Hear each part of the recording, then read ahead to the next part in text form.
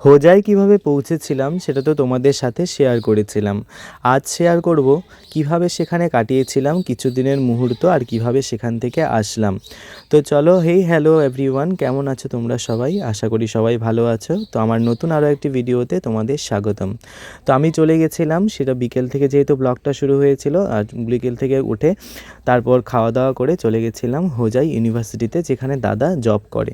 তো সেই ইউনিভার্সিটিটা কিন্তু অনেকটাই বড়, আর যেহেতু বিকেলবেলা যেতে পারিনি, অনেকটাই রাত হয়ে গেছিলো, তো রাতের বেলাতে একটু ইউনিভার্সিটিটা ঘুরে দেখার চেষ্টা করছিলাম আর তোমাদেরকেও কিছু শেয়ার করার চেষ্টা করছিলাম।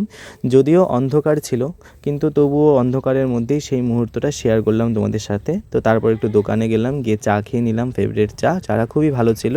আর এই হলো হোজাই টাউন। হোজাই টাউনটা কিন্তু খুবই সুন্দর, যেরকম আমাদের আলিপুরদুয়ার বা বিভিন্ন কোচবিহার, সেরকমই কিন্তু হোজাই সিটিটাও কিন্তু খুব সুন্দর।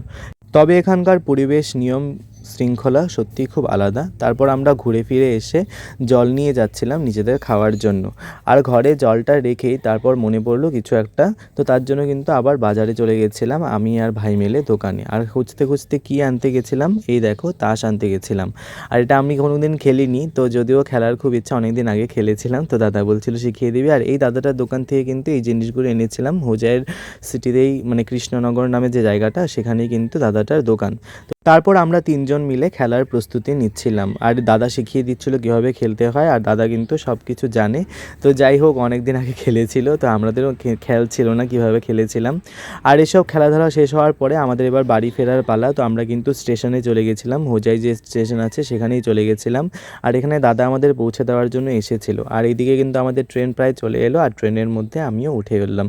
আর ট্রেনের মধ্যে বিশেষ করে সেভাবে ভিডিও বানাতে পারিনি, কারণ ট্রেনের মধ্যে প্রচণ্ড ভিড় ছিল। আমাদের ভোরবেলা যেহেতু ট্রেনটা নামিয়ে দিয়েছিল, আর ভোরবেলা কিন্তু আমরা হেঁটে হেঁটে কামাখ্যাগুড়ি থেকে চেপানি পর্যন্ত এভাবেই হেঁটে হেঁটে এসেছিলাম।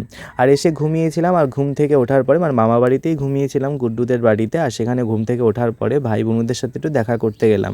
এরা দুজন কিন্তু যমজ, আর খুবই মিষ্টি, তোমরা দেখতেই পারছো। আর কেমন মিষ্টি অবশ্যই তোমরা কিন্তু জানিও। আরও অনেক বাচ্চা কাচ্চা আছে, এই যে এটা আমার আরেকটা ভাই, খুবই মিষ্টি আর খুব দুষ্টুমি করে। আর এদিকে মামি কিন্তু সকাল সকাল কিন্তু খাবার আমাকে দিয়ে দিল, বাঁধাকপির চচ্চড়ি, আলু সেদ্ধ, আর এদিকে তরকারি ছিল ফুলকপি আলুর। তারপর এই দেখো আমার একটা ভাস্তাও চলে এলো সেখানে, আর ভাস্তা কিন্তু খুব মিষ্টি। আমরা তিনজন মিলে খুবই দুষ্টুমি করে নিচ্ছিলাম। তারপর এবার বাড়ি ফেরার পালা মামার বাড়ি থেকে। তো সেখান থেকেও আমি বেরিয়ে পড়লাম, বেরিয়ে পড়ে মামার বাড়ি থেকে বাড়ি যাচ্ছিলাম। আর সেই পথে কিন্তু দিদিভাই ফোন করলো একটু যাওয়ার জন্য।